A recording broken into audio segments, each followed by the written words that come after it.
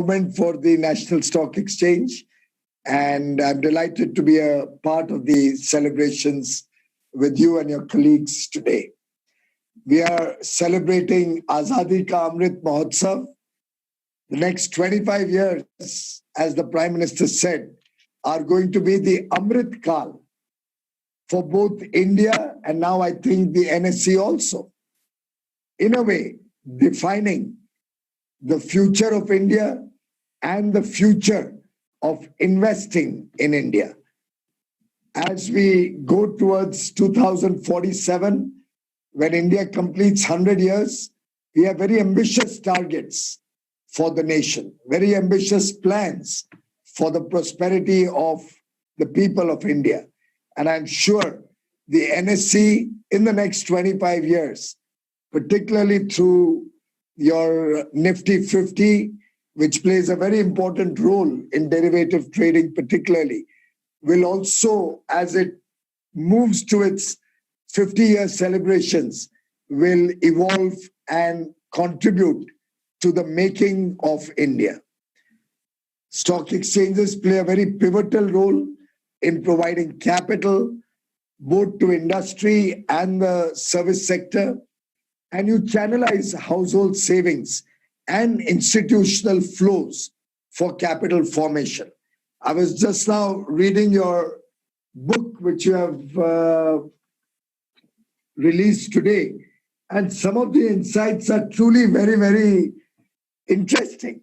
For example, 12 companies being a part of it for 25 years consistently is very, very satisfying, because usually we hear companies come, reach the pinnacle, and then fade away. But the interesting chart is the sector composition. How sector composition has changed over the years is truly an eye-opener. And you almost find 4 or 5 sectors have disappeared from the Nifty 500, Nifty 50. So a lot of learnings from this very illustrative document that you have presented and to us today. And I think a lot of food for thought for many sectors, including textiles, from this presentation today. I recall Prime Minister Narendra Modi's words, and I quote, "Wealth creation is good, but for me, the real value of our securities market lies in their contribution to the development of the nation, to the improvement of all sectors, and to the welfare of the vast majority of citizens. In this spirit, capital markets can become a source of finance for productive purposes like infrastructure and agriculture, which can benefit a very large majority of our population. Also, commodity derivative markets can be used to eliminate risks of farmers. India is on the path of unprecedented economic growth. The rising economic indicators have showcased India and its true potential and capacity. As you may be aware, we have had the highest ever exports in the history of India. During December 21, goods exports stood at $37 billion, up by about 37% over last year. Exports have exceeded 30 billion for 9 months in a row consecutively, setting a record every month since April 21. Moody's recently upgraded India. We've had the highest ever FDI for nearly 6 or 7 years in a row. We see robust GST collection. We have a vibrant startup ecosystem, which is now presenting itself and participating in the NSE also. We've had record manufacturing and services PMI, just to name a few indicators. The GST as one nation, one tax has truly changed the way we look at India, the way we look at taxation in India. NSE, I think, is adding to this momentum with its Nifty 50 index, which in a way has become the stock of the nation. The index has grown by 15 times in the last 25 years, symbolizing the growth potential of the Indian economy. It has made the common man a part of India's growth story. I'm sure the Nifty 50 will continue to play a very important role in making Gift City an international financial hub. NSE symbolizes New India's commitment for strong economic growth. I was very happy when you shared with us that the NSE has been recognized as the largest derivatives exchange globally for 2019 and 20. And I do wish you well that you will continue to hold that flag even in 2021 and the years ahead. Index options contract on the Nifty 50 index was the largest traded contract globally for multiple years. On a lighter note, many people are missing the charm and the excitement of trading in the ring as it used to happen earlier.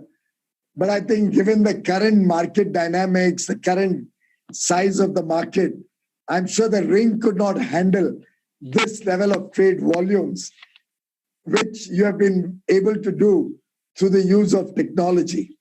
I'm sure this has also eliminated a lot of bad practices and brought in more transparency into the working of the exchange.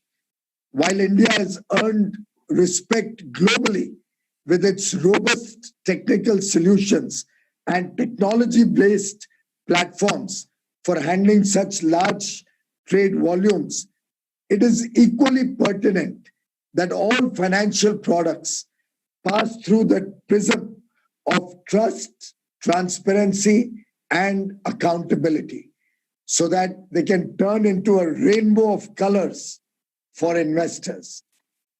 I think perception matters very, very much in the financial world.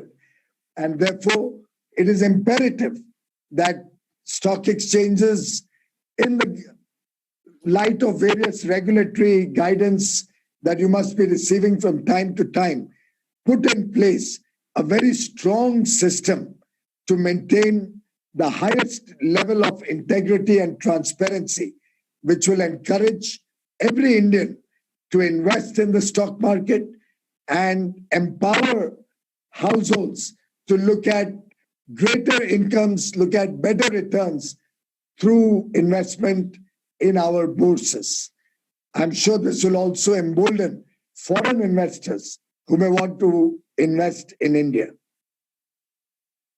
The government, under the Prime Minister's inspirational leadership, has worked in a mission mode to reduce the compliance burden on business, trade, industry, also on the financial world.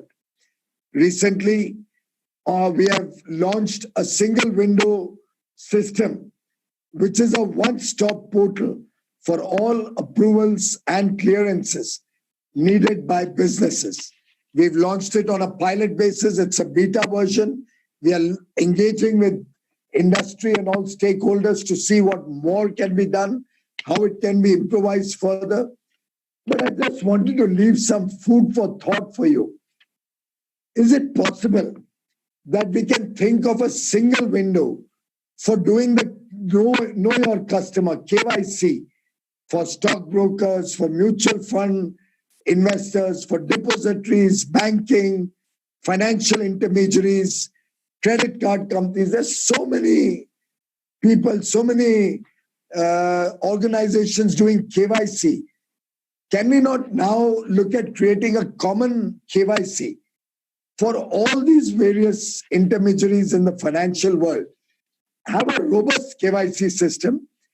And I think this will actually help both the clearing members as well as the participants in the stock exchange.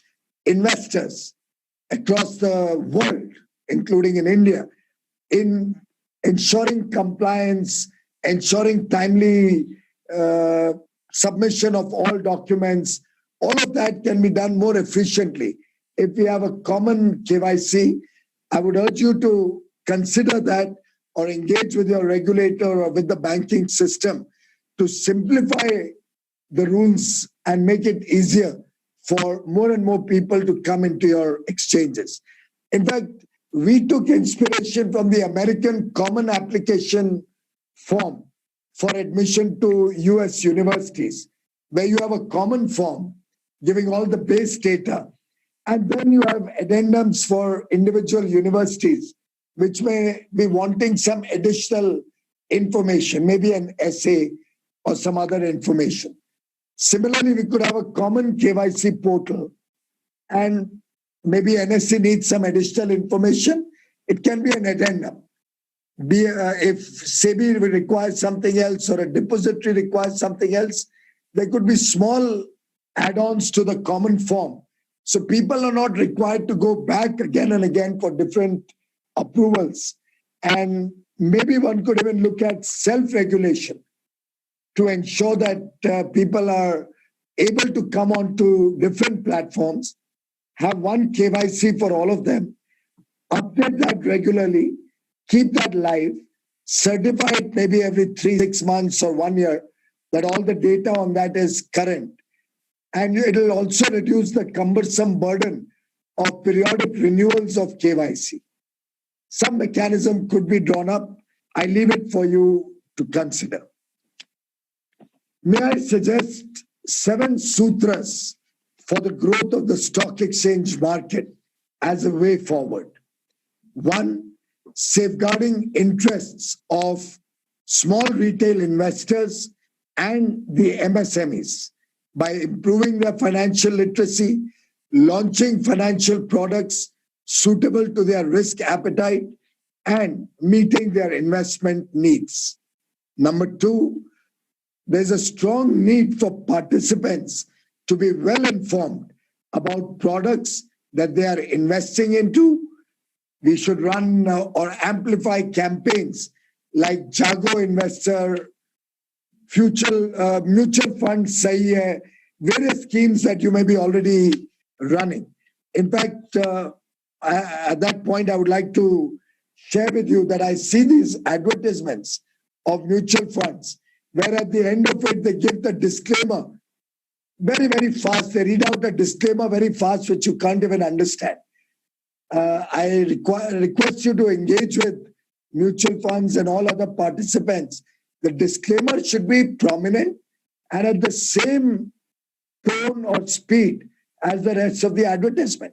You can't rush through a disclaimer. It loses the purpose of the disclaimer.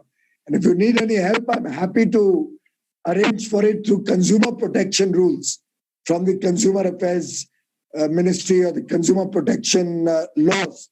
But it is imperative that investors should know or invest with their eyes open when they're coming into the exchange or coming into any financial product. Number 3, we must encourage a sentiment shift from speculation to diversification, from monetary gains to building long-term portfolios. Number 4, bringing ease and simplicity to products, which includes launching of products in regional languages. That may also be a very important element to reach out to the vast majority of India who talk in different languages, who are more conversant with their local mother tongue, local language. Maybe interesting if NSE makes a beginning in that respect. Number 5, collaborating with schools and colleges to imbibe a good understanding or investment and trading skills at a younger age, so that as they grow older, they become wiser and have a base knowledge of investing. Number 6, we need to reduce the volatility and the sudden spikes to enlarge the investor base and induce robust capital formation. Number 7, it's important that we follow international best practices so that we can integrate with the rest of the world's exchanges, rest of the world's financial system. When we are talking to them for trade deals or comprehensive economic partnerships, we can then try to get recognition for your KYC, for your processes in international markets. And possibly India can also look at accepting the KYC or the registrations in developed countries like the NASDAQ or the Nike or some of the reputed exchanges. And ultimately, India should be aiming to be among the top 3 exchanges in the world. Ladies and gentlemen, I'd like to conclude by saying, let us make New Year resolutions. Let us see how the stock exchange can become a frontier to achieve our target of a $5 trillion economy in the near future. As the Honorable Prime Minister said, and I quote, India cannot become a developed country without world-class securities and commodities market. Let us work together to deepen our markets and make an Atmanirbhar financial market so that Indian corporates do not have to look at other markets for funding or their risk management requirements. Once again, my best wishes to all who have been instrumental in making Nifty 50 a big success. The journey of 25 years is truly very, very exciting. It's been a great journey. I wish you well in the years to come. My best wishes to all of you in the new year. Have a great, prosperous, and healthy year. May you all remain safe. Thank you very much. Namaskar. Thank you so much, sir, for sharing your encouraging words and thoughtful insights, and for always, always inspiring us. Thank you once again, sir. What an honor to have you. With that, ladies and gentlemen, MD and CEO NSE, Shri Vikram Lamai, to now present the vote of thanks. Over to you, sir. Thank you very much. I would like to express my sincere gratitude to Honorable Union Minister Shri Piyush Goyal ji and Chairman SEBI Shri Ajay Tyagi ji for gracing this momentous occasion by their presence, their thoughts and their remarks. Shri Piyush Goyal ji, your remarks and your insights were spot on, and we will certainly work on many of the suggestions that you made in your remarks. Those are very important for the markets, and we take them seriously. So we will work on several of the points that you made, and there is a lot to do for the development of markets.